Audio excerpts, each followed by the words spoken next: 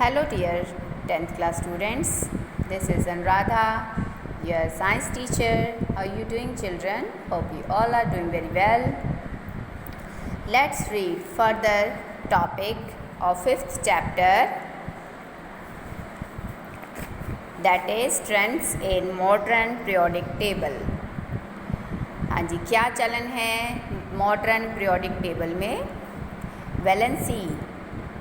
Valency मतलब कि कितने वैलेंस इलेक्ट्रॉन हैं, खाली शेल्स हैं आउटर शेल में, बाहरी शेल में कितने वैलेंस शेल हैं वो हम देखेंगे। इलेक्ट्रॉन्स भरे जा सकते हैं एज यू नो, जैसे कि आपको पता है कि वैलेंसी जो है किसी भी एलिमेंट की डिटरमिन की जा सकती है, पता लगाई जा सकती है by the number of valence electron, कि कितने वहाँ पर आउटर शेल में खाली इलेक्ट्रॉन हैं present in the outer most shell of its atom, यानी उस एटम के बाहरी शेल में कितने वैलेंस इलेक्ट्रॉन प्रेजेंट हैं, उसी को हम वैलेंसी कहते हैं उस एलिमेंट की।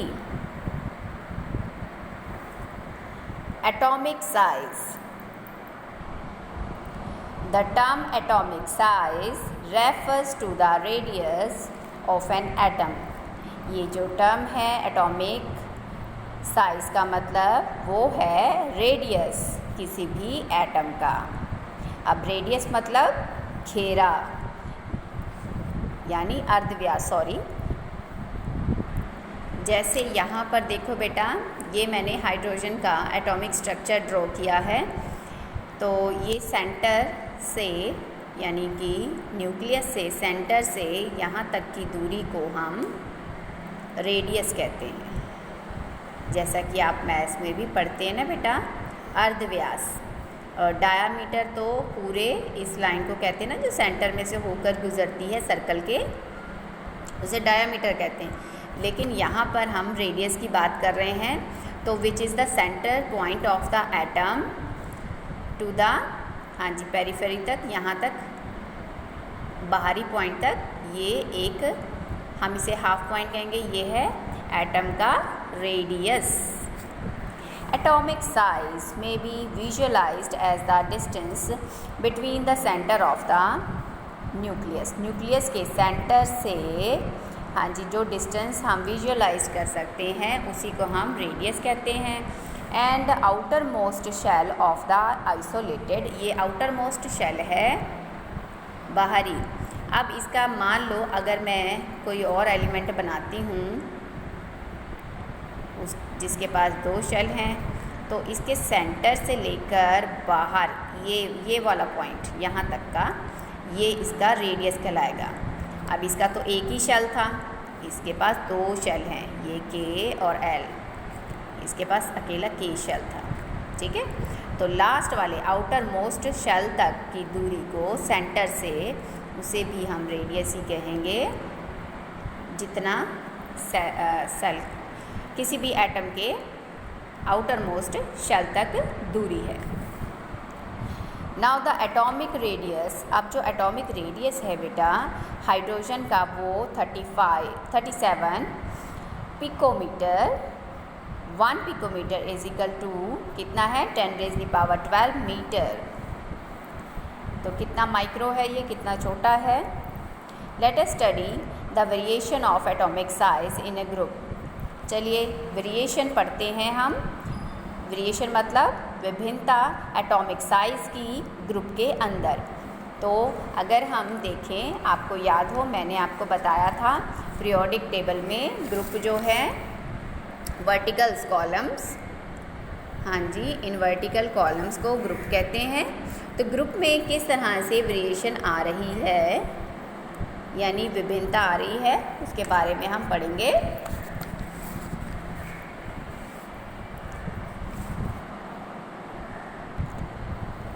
एक्टिविटी 5.7 में एटॉमिक रेडियाई दी है कुछ एलिमेंट्स की, जो कि सेकंड पीरियड में दिए गए हैं। सेकंड पीरियड के एलिमेंट हैं जो है, हाँ जी, boron, beryllium, oxygen, nitrogen, lithium and carbon. तो ज़रा देखें, इनकी एटॉमिक रेडियस की रेडियाई दी हुई है। यहाँ पर आप देख रहे हैं 88 picometer, 111, 66 oxygen, nitrogen 74, lithium 152 and carbon 77.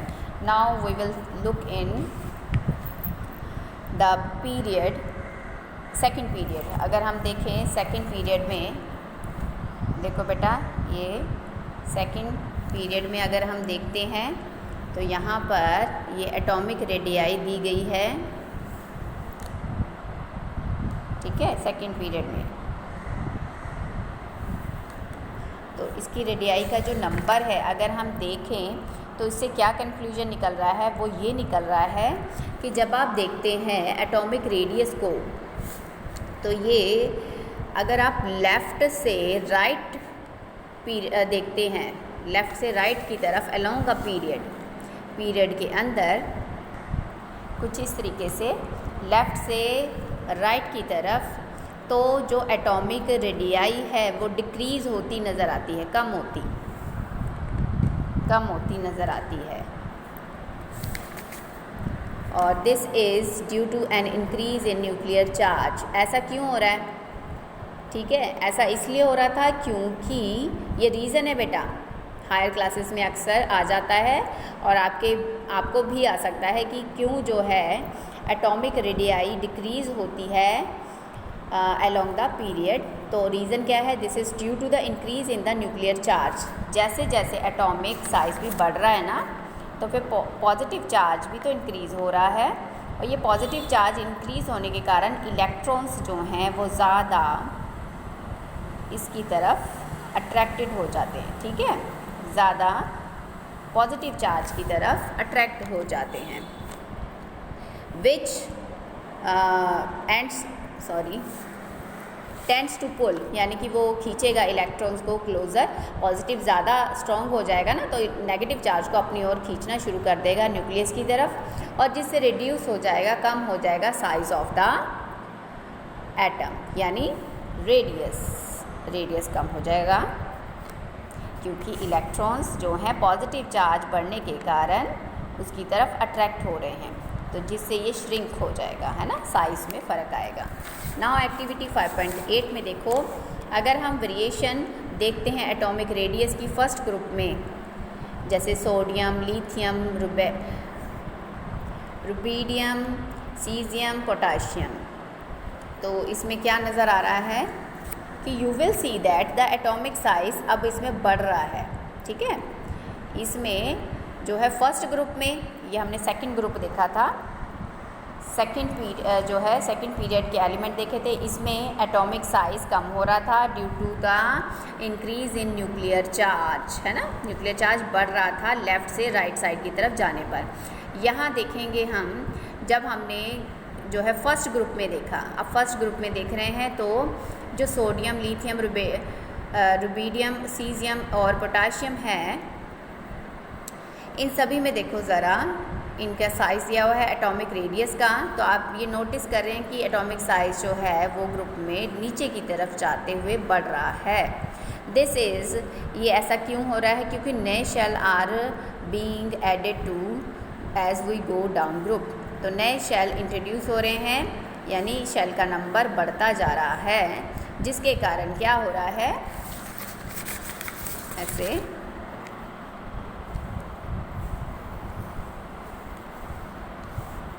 हाँ जी. अच्छा, अब देखो बेटा, ये K shell, L shell, M shell और ये एन, ऐसे साइज़ बढ़ते जाने पर क्या होता है. अब यहाँ पर हमने बात की कि ग्रुप जो 2 के जो एलिमेंट थे, पीरियड 2 के एलिमेंट जो थे, वो पॉजिटिव चार्ज ज़्यादा बढ़ने के कारण उसकी तरफ अट्रैक्ट हो रहे थे, इसलिए साइज़ छोटा हो रहा था और रेडियस कम हो रहा था. लेकिन जब हमने यहाँ पर देखा फर्स्ट ग्रुप में एलिमेंट को, यानी डाउन, नीचे की ओर जाते हुए, अब हम नीचे की ओर जा रहे हैं, तो देखो ज़रा, सोडियम से पोटाशियम, रुबीडियम, हाँ जी, सीजियम, तो इनका जो ये डाउन नीचे की ओर जा रहे हैं, तो क्या हो रहा है, इनका जो रेडियस है वो बढ़ता जा रहा है, इंक्रीज़ हो रहा है डाउन. क्यों? क्योंकि नए शेल इंट्रोड्यूस हो रहे हैं, नए सेल जो है शेल आ रहे हैं, के के बाद एल, एम. अब जितना ज़्यादा पॉजिटिव चार्ज से कोई इलेक्ट्रॉन दूर होगा, तो वो उतना मतलब कम अट्रैक्टेड होगा, जितना वो क्लोज़र होगा वो उतना उससे अट्रैक्टेड होगा। लेकिन दूरी बढ़ने के कारण ये शेल इतना अट्रैक्ट नहीं होते सेंटर से, पॉजिटिव चार्ज से, इसलिए इनका साइज़ जो है एज इट इज़ रहता है और रेडियस भी बढ़ जाता है। ठीक है, रेडियस भी बढ़ जाता है। सो दिस इज़ द यही रीज़न है बेटा कि न्यू शेल जो है being added as we go down group के अंदर नीचे जाते हैं तो this increase the distance between the outer most electron, ये इंक्रीज़ कर देता है, बढ़ा देता है बाहरी शेल के इलेक्ट्रॉन्स की दूरी को, जिसके कारण क्या होता है, हमने अभी देखा जैसे ही नया शेल बनता है तो डिस्टेंस बढ़ जाता है। ये बिल्कुल वैसे ही हम मान लो कि ये एक मैग्नेट है और मैग्नेट के पास अगर कोई आयरन आर्टिकल्स देखो नज़दीक पड़ा है तो वो उससे ज़्यादा अट्रैक्टेड रहेगा, लेकिन जैसे ही डिस्टेंस बढ़ जाता है तो वो उससे कम अट्रैक्ट होता है। बिल्कुल वैसे ही जैसे ही शेल नंबर बढ़ जाता है तो वो उतना ही फोर्स वीक हो जाती है अट्रैक्ट करने की। So this increase the atomic size, ठीक है, in spite of increase the nuclear charge. तो न्यूक्लियर चार्ज भी बढ़ रहा है, ये बात नहीं है कि न्यूक्लियर चार्ज, अब जितने हमें पता है जितना इलेक्ट्रॉन्स होते हैं, जितना पॉजिटिव चार्ज उतने इलेक्ट्रॉन्स होते हैं, इसीलिए तो एटम स्टेबल होता है ना। और अगर ऐसा ना हो तो वो एटम स्टेबल ही नहीं रहेगा। लेकिन न्यूक्लियर चार्ज बढ़ने के कारण चाहे वो बड़ा मैग्नेट मान लो रख दिया है, लेकिन एक निश्चित डिस्टेंस पर वो किसी चीज़ को अट्रैक्ट नहीं करेगा ना, अपने आयरन आर्टिकल को। लेकिन ऐसी ही सेम कंडीशन यहाँ पर आ रही है। तो पॉजिटिव चार्ज इंक्रीज़ होने के बाद भी शेल का नंबर बढ़ते रहने के कारण, डिस्टेंस ज़्यादा होने के कारण वो अट्रैक्टेड नहीं होता और इसीलिए एटॉमिक साइज़ या रेडियस बढ़ जाता है down the group atomic size बढ़ जाता है। ठीक है, down the group atomic size बढ़ जाता है। लेकिन जब हम लेफ़्ट से राइट पीरियड की तरफ जाते हैं तब एटॉमिक साइज़ डिक्रीज़ हो जाता है। तो ये रीजनिंग क्वेश्चन में आ सकता है। ठीक है, नेक्स्ट है metallic and non metallic properties. तो धातु और अधातु के गुण कौन से हैं? एज वी सी, हमने देखा कि मेटल जो है सोडियम मैग्नीशियम जो है वो लेफ़्ट हैंड की तरफ अगर हम पीरियड में देखते हैं और टेबल में लेफ़्ट हैंड की तरफ हैं, वाइल नॉन मेटल्स जो हैं सल्फ़र, क्लोरीन, ये राइट हैंड साइड पर हैं। और इन द मिडल जो है we have silicon which classified as a semi metal and metalloid because it exhibit some properties of both metal and non metals. Now अगर आप table में ध्यान से देखें बेटा, देखो आपके लेफ़्ट साइड पर ज़्यादातर मेटल्स हैं और इन पे लाइट ग्रीन शेड भी है, और राइट साइड पर देखेंगे तो यहाँ पर नॉन मेटल्स हैं और बीच में अगर आप देखेंगे तो वो मेटलाइट्स हैं and which is the pink, light pink in colour. ठीक है, तो अगर आप टेबल में अच्छे से ध्यान से देखेंगे, लेफ़्ट साइड पर मेटल्स ज़्यादा आ जाते हैं, राइट साइड पर नॉन मेटल्स आ जाते हैं और इन बिटवीन आते हैं मेटलाइट्स जिनमें दोनों के गुण हैं, जिनमें मेटल नॉन मेटल दोनों के गुण हैं। So the modern periodic table is a zigzag line separate the metals from the non metals. Can you see the zigzag line on the table? ज़रा देखो ध्यान से, यहाँ पर एक zigzag लाइन आपको नज़र आ रही है। ये क्या कर रही है? zigzag लाइन सेपरेट करती है मेटल और नॉन मेटल्स को, है ना, मेटल और नॉन मेटल्स को सेपरेट कर देती है। और the borderline elements boron, silicon, germanium and arsenic, antimony, tellurium and polonium are the intermediate in the properties. तो इनकी जो ये जो एलिमेंट है ये इंटरमीडिएट प्रॉपर्टीज़ दिखाते हैं मेटल और नॉन मेटल की, दोनों के गुणों को दर्शाते हैं, इसीलिए ये मेटलाइट्स हैं एंड आर सेमी मेटल्स। ठीक है, ये आधे मेटल्स की गिनती में आएंगे।